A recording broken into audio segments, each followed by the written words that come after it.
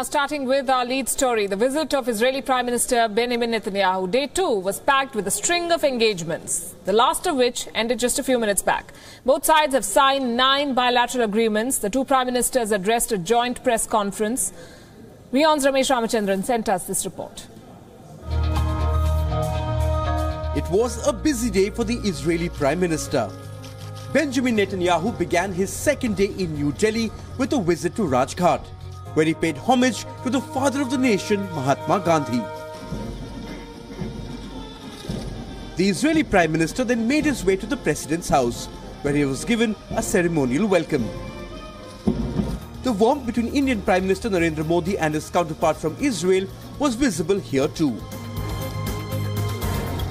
The chemistry between both leaders has become a hallmark of this relationship.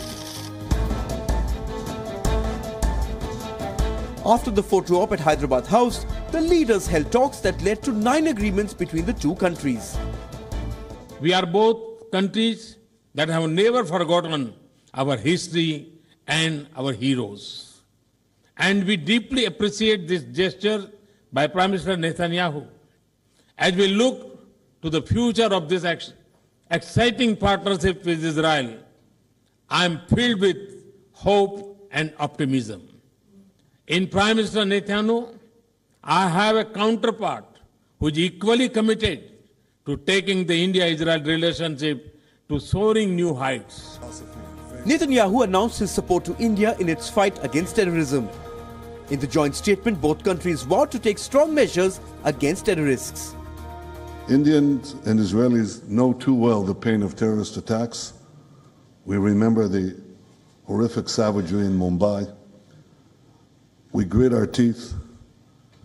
We fight back. We never give in.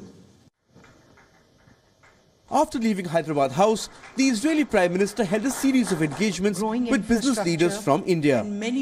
Israel's economy largely depends on exports, and Netanyahu wants to bolster Israel's defense and trade engagements with India. Mr. Modi, when I have a chance. Although the optics of the visit were marred to some extent by India's cancellation of a defense deal and India's vote against the US in the UN on the issue of Jerusalem, Prime Minister Netanyahu seems to indicate that he has put those disappointments behind him as he looks to take the ties on a firmer, higher trajectory. For his part, Prime Minister Modi expressed a desire to take what is a government-to-government relationship into one which is more broad-based, involving people-to-people ties. Trade, terror and technology were key focus areas for him. On the other hand, Prime Minister Netanyahu described Mr. Modi as a revolutionary leader who was transforming India and with it, the India-Israel ties. Tomorrow will be a relatively leisurely day for Prime Minister Netanyahu, who will make time to visit Taj Mahal, the Monument of Love in Agra with his wife, and later address the Raisina dialogue here in New Delhi.